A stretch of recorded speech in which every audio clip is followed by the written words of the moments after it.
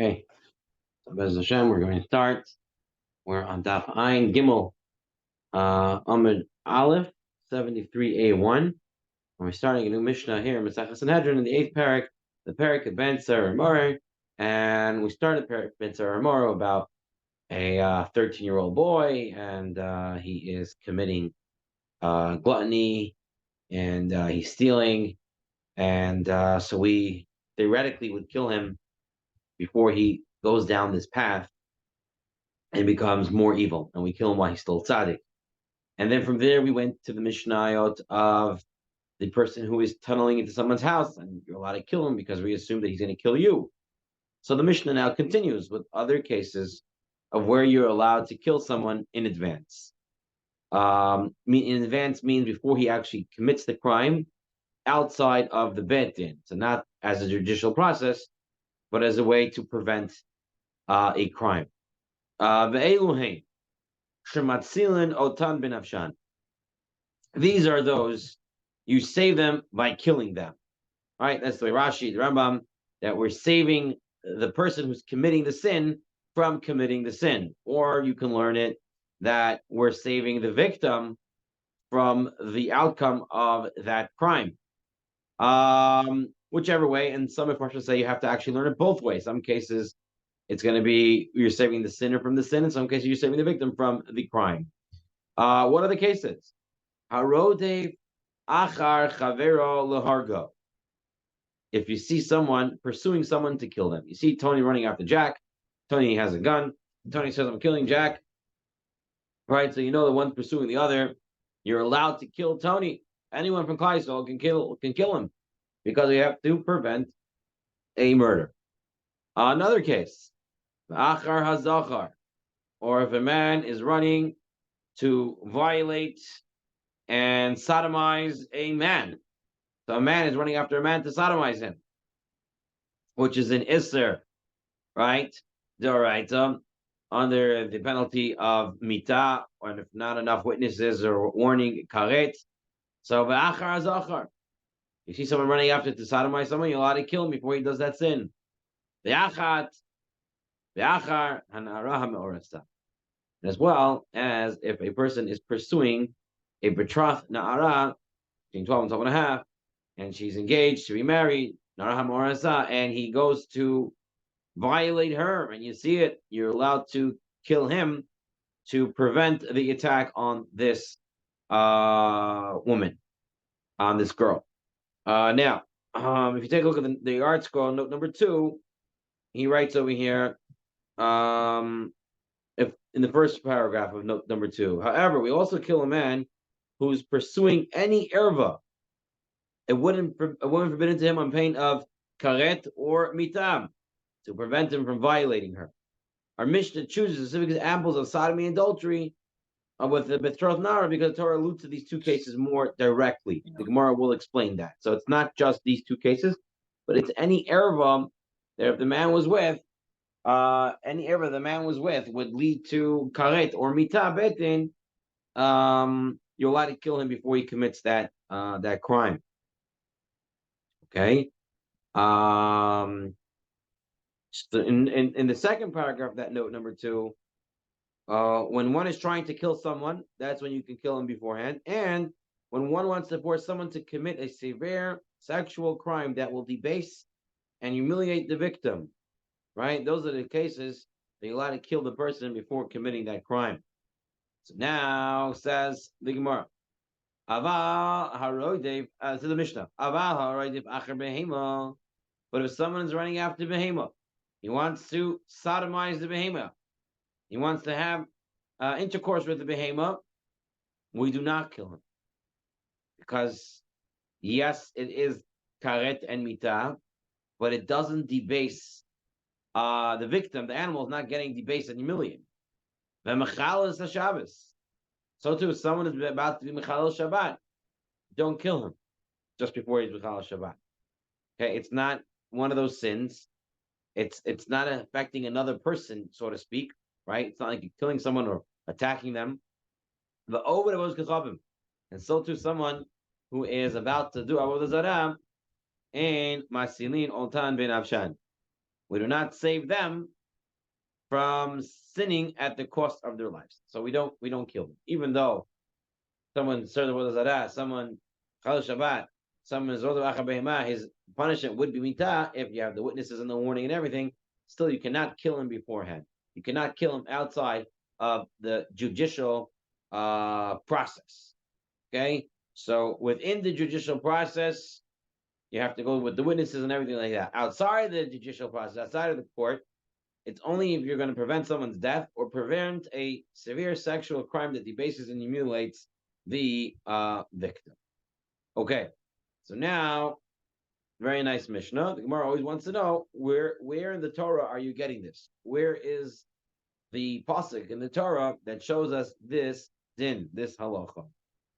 So Tana Rabbanon, Menayin l'roidev achachaver lahargo shinitan lahatzilo b'navsho. You see a person running after his friend to kill him, that you're allowed to kill that person. Where do you know this from? Talmud Loimar, the Torah says, Lo ta'amod adam re'echa. Don't stand on the blood of your brother, right? And the blood of your friend. Meaning, if you see someone about to get killed, you cannot stand by and be idle. You have to do something about it. That means including killing the pursuer. Where it says, but that pasuk is not available to teach us this. This pasuk came to teach us something else. Does it come from this Mishnah? Why already use this pasuk for something else? If you see someone drowning in the river, or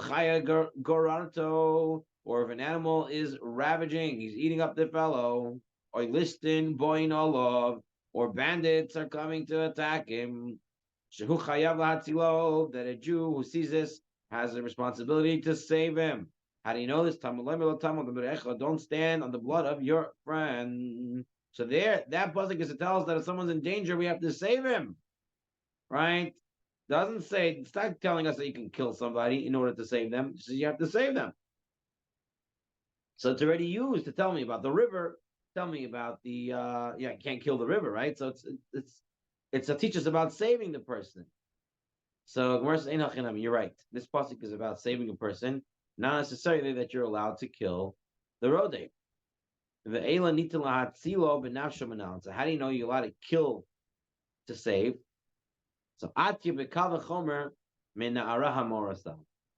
to learn from a kal v'chomer of the na'ara ha'me'orasa. So you're going to have to take it for fact right now. We're going to have to see it in the Gemara soon, but take it at the moment as fact that the Torah says that if a na'ara ha'me'orasa, so the betrothed young lady who is engaged to be married, and she has legal status of married already, and she was attacked, and she was being raped outside the city, the pasuk says, meaning that she cried for help, but no one could hear her. And in that case, the pasuk there, we're going to see how it says it later. The pasuk says that you're allowed to kill the attacker, the rapist. You're allowed to kill him. So let's read this part. We learn from a kal v'chomer. Minara ha'me'orasa, from the Nara ha'me'orasa. Ma Nara ha'me'orasa when it comes to Nara ha'me'orasa, where the rapist, the attacker, is only attacking his victim and causing a blemish in her. Right? He's taking away her virginity, taking away her betulot, and causing her other emotional and psychological harm. But in the end of the day, she's not dead. Right? She's not going to be killed. Amra Torah. And the Torah says you're allowed to kill her attacker who's not killing her, blemishing her, but he's not killing her, and you're allowed to kill him. So a person is actually going to kill someone, which is so much more worse, right? Because you're putting an end to his life. And how much more so would you be allowed to save his life? Okay. In note 9, Tosfos has an interesting ha'ara. Tosfos says 1 second. We know that if a person rapes a betrothed woman, he's punishable with stoning.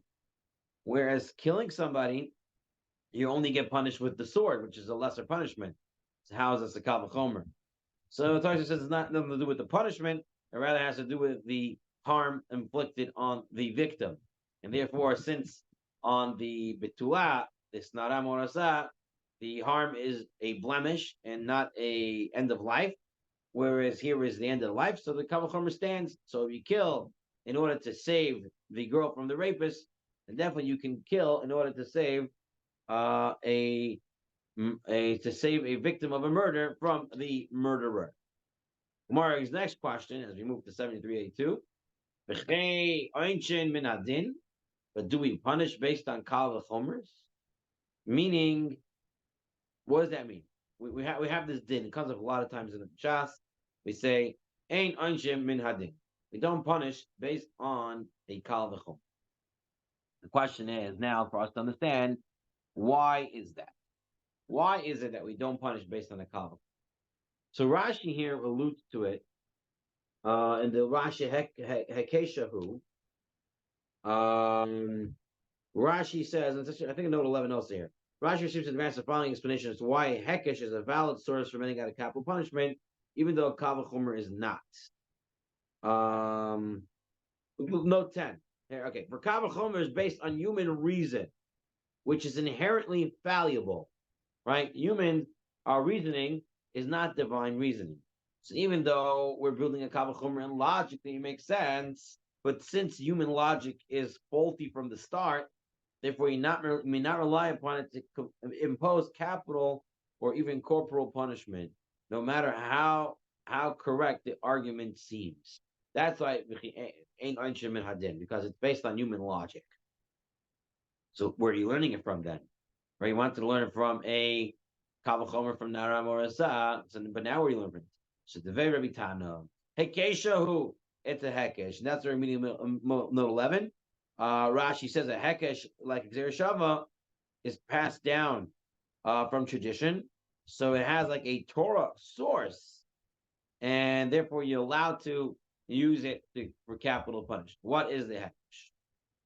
The Pasuk, take a look at the Pasuk.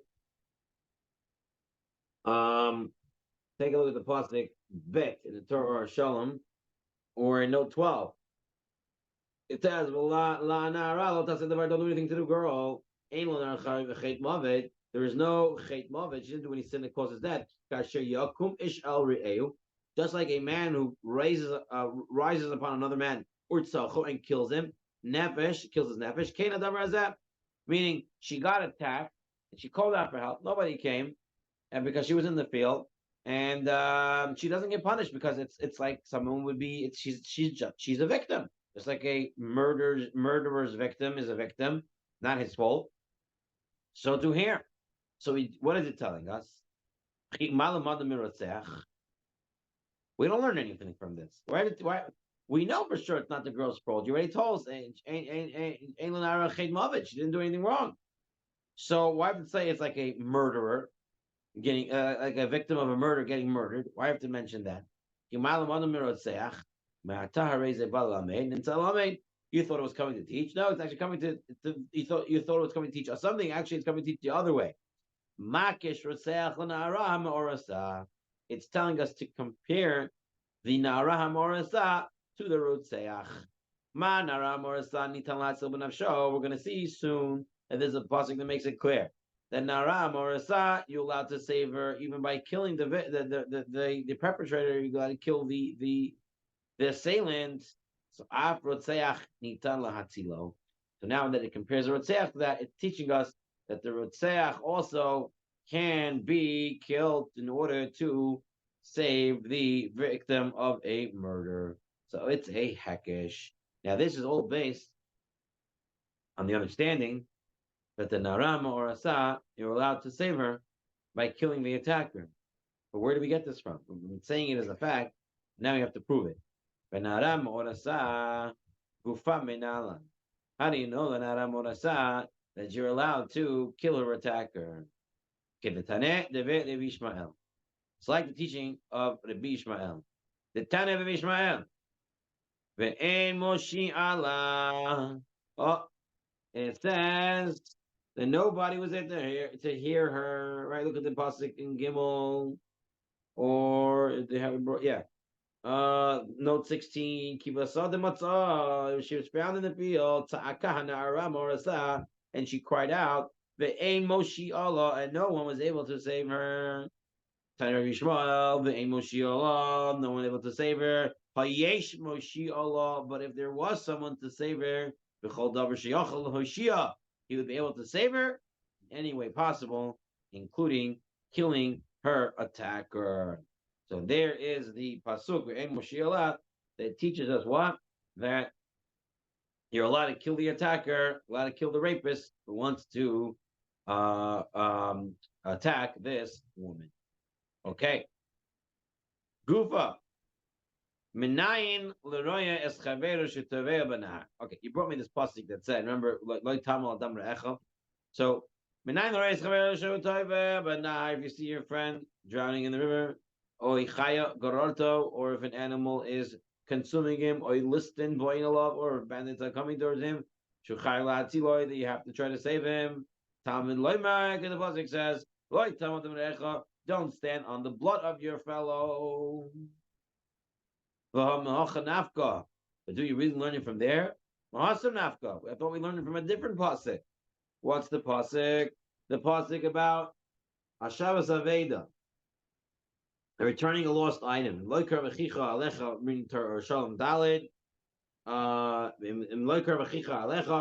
brother's not next to you, but you don't know who he is. You bring the object into your house, and you leave it there until he comes to collect it.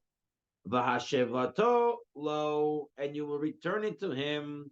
So this returning to him is already extra. You know if it's returning to him. So what's going on here? So avedat gufa minayan. From where do you know that you have to return the lost body? That if the life of a Jew is in danger, you have to save him. Talmud leimer v'hashevato lo, and you return it. You shall return it to him. You should return his life to him by saving him. So now you have two psukim that's teaching me to save him. So what? Why do you need two? It would have said the obligation. If of Hashem law, I would say that means you have to try to save him yourself. But maybe you don't have to hire someone to rescue him. Kamash Rolan. That's why you have the second pasuk. Lo tamal damar echa. Tell us, yeah, not just you have to personally try to save him, but if you need to put together a team and pay money or whatever it is, you would have to do. You have to hire someone out. Right. Take a look at 20. The language do not stand by implies do not stop yourself from saving a fellow under any circumstances. You must even hire help if necessary in order to save his life. He adds here in the article, the Mimi and the Rush add, however, that if the rescued fellow has money with which to pay the rescue, he must reimburse the one who hired the rescuer. Meaning that the guy, after he got rescued and he has funds, he should pay it back. Okay. But that is the Gemara on that. Okay, Gemara continues. Someone is running after someone to kill him. If someone's running, a male is running after another male to sodomize him. Or a man is running after a betrothed woman. Or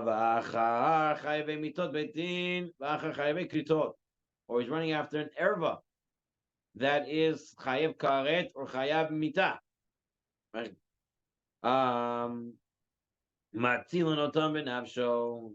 So then you would kill the attacker to save the victim. So what's it not a case? Almon l'koyin gadol, grusha v'chalutza l'koyin hedjin, emat zilonoton b'nafsho. So remember, it has to be an erva that leads to mita if there are witnesses and everything, and if not, they're karet, right? The same way you would make a mamzer, that type of union, and something was going on, so then you are allowed to kill the attacker. But if it's a monolith kohen gadol, a kohen gadol is not allowed to marry a widow, okay? And he's about to attack a widow, about to rape the widow, can't kill him. Same thing, kohen is not allowed to marry a grusha or a chalutza, and he's going to be with her. You can't kill him. Why? Because the punishment is not karet. The punishment is not mita. Punishment is a lav, malkot. And so therefore, can't kill him. Can't kill him before he does the attack. Nevra ba'avera. If the sin has already been committed, ein matzilin ota benafsho. Right? So you realize that he already raped her. I'm going to the Rambam. He already raped her. You can't kill him now. Can't kill him now. It's post the act. Now you have to have witnesses and all that and bring him to Bet in order to kill him. You can't kill him post the attack. Right? You only can kill before the attack in order to prevent the debasement and humiliation of the person, but not after the attack. Yesh la moshia. If the woman has a way to be rescued, meaning if you can rescue her without killing the guy, without killing the bad guy, then you shouldn't kill him. Now, you only take someone's life if you're forced to, and the people are not helping, and there's no way to get it otherwise. So then you can kill him. But if there's another way to do it, then you can't kill him. Rabbi Yehuda Omer, Yehuda says, Abha Omeret. Also, if the woman tells the rescuer, she sees this guy's trying to rescue. He says, Henichula, Shaloya get him. Don't attack him. Don't try to kill him because I don't want him to kill me. Meaning, I'm scared if you try to save me, he'll kill me. You don't have to save her. That's Rabbi Yehuda. Rabbanan, obviously, Yehuda arguing with Rabbanan. Rabbanan say, no, we would still save her. Rambam says, Allah is we would still save her. But let's take a look in the Gemara. Mananimili. How do we know this? How do we know that if it's pursuing a male for sodomizing him or naramorasa or any of the others? How do we know all this? How do we know that you're allowed to kill the guy beforehand? So Amar Kra. It says on the pasuk, "V'lena'ar," and it's pronounced "lena'ara." Lo ta'aseh davar. Don't do anything. Ein lena'ara chet mavet. The na'ara doesn't have a source of a punishment that should be death. So na'ara lo ta'aseh davar. Don't do anything. And chet mavet. So the way the understanding is that the second part of the pasuk is not needed. Ein lena'ara chet mavet. Just tell me. Don't do anything to the girl. Why is it Elana Chit Mavet? So Na'ar Zechur. She said if it's a male, that if a male is running over to sodomize another male, you can kill him, right? Because the pasuk, right, psukim by these Na'ar Morasah tells you allowed to kill someone in order to prevent her rape. So Na'ar, that pasuk is talking about a male running after a male. Na'araz or Na'ar Morasah. This is Na'ar Morasah. Chet, when it says in the pasuk Chet, El Chayavei Kritot. These are the ones that Chayav Karet, right? Mavet El Chayavei Mitot Betin. Those are punishable by the Betin. The Gemara says Kol Hanel Amili. Why do I need all these words? Nar, Nara, Chet, Moves. Kol Hanel Lamili. So Trichi. It's needed. Because if it just said Nar, I would say, you know why if a male is running after another male to sodomize him, why you're allowed to kill him? Because it's not the way of the world. It's not the natural way of the world for a man to be with another man. And therefore, since it's such a severe sexual crime, kill him. But if a man is going to have intercourse with a woman, that is not a that is the normal way. The orcha, that's the way of the world. That a male mates with a female. So maybe Amallah would say maybe you can't kill him because Na'ara. And if it just said Na'ara, the young girl, I would say Mishum de Kopogimla. Because by a girl, when she gets raped, there is a big blemish, especially if she had virginities, they would be removed. And it's the embarrassment and everything else that comes with it. And if she was engaged, the person may not want to continue with it because I wanted you one way and you're now the other way. Avol nar delay pogimle. But if a man rapes another man, there is no real blemish. You might hurt him or whatever, but there's no physical blemish that lasts. Amalo. Perhaps I would say we cannot kill the assailant, therefore you need both. Nar and nara. Right? Because the boy you would think it's not natural, therefore you should kill a boy, but you don't kill the girl. If it just said the girl, to the girl because it's a big blemish, but the ability is not. Because honey, and if it just said nar and na'ara, mishum, I would think, you know why mishum the nar because it's not normal, and the woman the girl because of it's a big pagam. Avol shad or chayu, nafish pigamahu. But the other arayos, they're all normal, meaning that they're male to female, and they're and there is no permanent blemish because most other arayos are already married women, so they don't have virginities, right? There's other blemishes, but the virginities are not there, and the husband will, figure it out, and he'll come to forgive, and he'll move on. And if she is not married yet, and she gets violated, also when she was ready to get married, they're gonna know already that she doesn't have betulot, and the husband going in is gonna know about it, and it's not gonna be as much as if he's engaged to her as a virgin, and then she's no longer by the time he gets married to her, which is a bigger busha, and a bigger problem, right? So maybe only there by those two cases, but the other cases I would say no. So therefore it says chet. Because if it just says chet, I would say even if it's just a lab, like a Kohen Gadol and an Almana. Because Rahmana Mave, since it says death, only if it's a case of Mave, someone is about to die because of the sin that he did, that you're allowed to kill him beforehand. If you were dying betin, then you're allowed to kill him beforehand. Because Rahmana Mave, we just said death, having mitos based in. I would think only chayve mitot betin. Chayve kritot lo kasher rachmana chet. It says chet to tell us even sins that don't lead to death but are chayav karet. Also, the attacker can be killed. V'lichta rachmana chet mavet. Let the Torah write chet mavet. Right? You're telling me any sin that leads to execution in Beit Din or Karet, that's the cases that you're allowed to kill the attacker first, then why do I need the word Nar Nahara? If he's going to sodomize a male, or he's going to sodomize a Nara Morasam, or rape a Nara Morasam, that you need those special words Nar Nahara. You don't need it. Why? Because they're Chet and Mavis.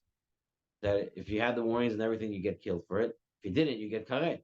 So it's learned from the words chetamov. So why do I need nar nara? Or say you're right. But elam nar nara. Rather nar nara. It's two words, right? Even though it's spelled in the Torah just nun ayin reish, but we read it in ayin reish hey nara. They're not coming to include, rather coming to exclude. Chad and gute avos gechavim. One's coming to exclude idol worship. That if a person is going to idol worship, we do not kill him beforehand. The other one's coming to exclude behema and Shabbos, where again you're not allowed to kill them before they commit their crime. You have to take them to the judicial process afterwards. Okay, fine. A little bit more. Rabbi Shimon ben Yochai, but 1 second, that's all good according to what you're saying. But Rabbi Shimon ben Yochai, or Rabbi Shimon ben Yochai held that if you're going to that if you see a person about to serve with the Zara, you're allowed to kill him. So then Lamali water need the words Nar Nara. What is it coming to exclude? Gemara says you're right. Okay. So one would exclude the behema. And one would exclude Shabbat, that we don't kill someone who's about to commit those crimes. I would think compare Shabbos to Avodah Zarah, and it says the word chilul here and the chilul there, and we see by chilul Avodah Zarah that you do kill him before he does, according to Shem Bar Yochai. So I might think you do the same thing for Shabbos.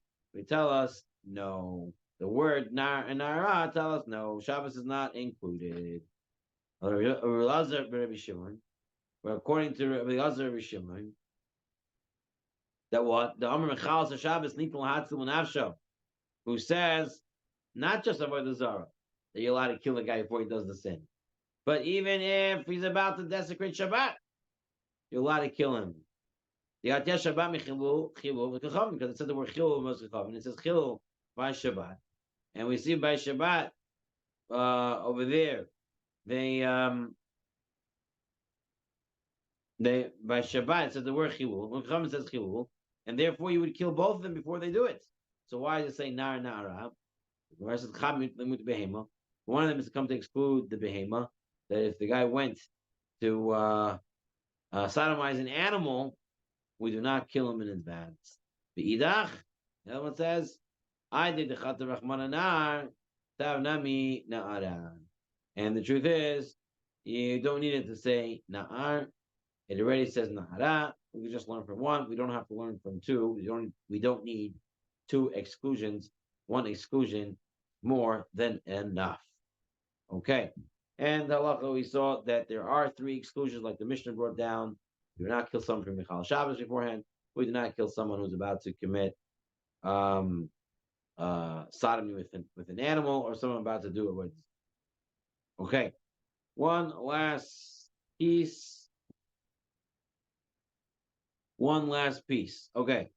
We saw Yehuda Omer, Af HaOmer. If the lady said, don't save me, again, let him be and have his way with me in order that he doesn't kill me.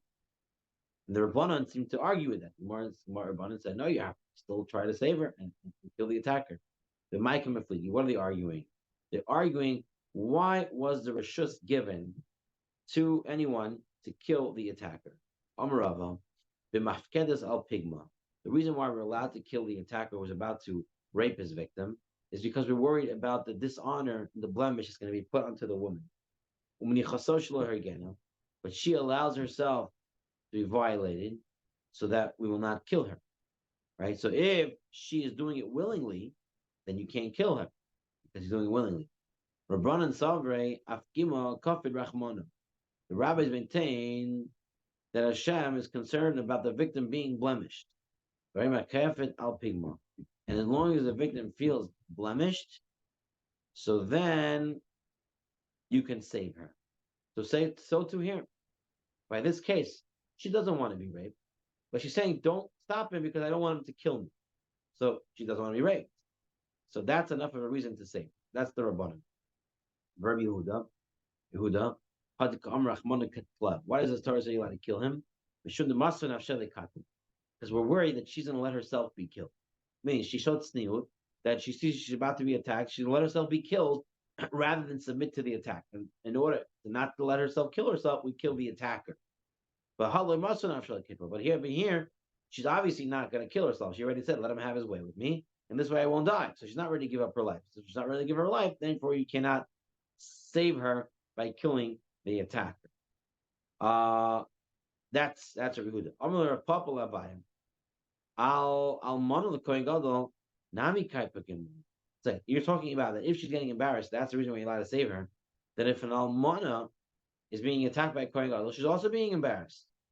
She's also getting a blemish, right? And we said that almana the Kohen Gadol, you can't kill him because he's it's only a lab, right? It's only malchus, not kares or misa. So Amrlei, you have to know what we're talking about. A pigma rabba kafid rachman. The Torah will let you kill someone for a strong blemish and for a big problem. A pigma zuta loy kafid rachman. But when it's a small problem, such as this one, the we're not going to let you kill. Right? Almanta Kohen Gadol is only allowed. It's not that big of a debasement, that big of humiliation that we say you're allowed to kill the attacker.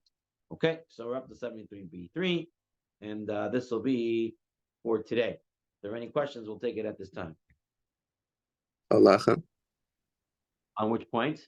Rabbi Yehuda, doesn't go by. Not like Rabbi Yehuda. It's like the Rabbanan.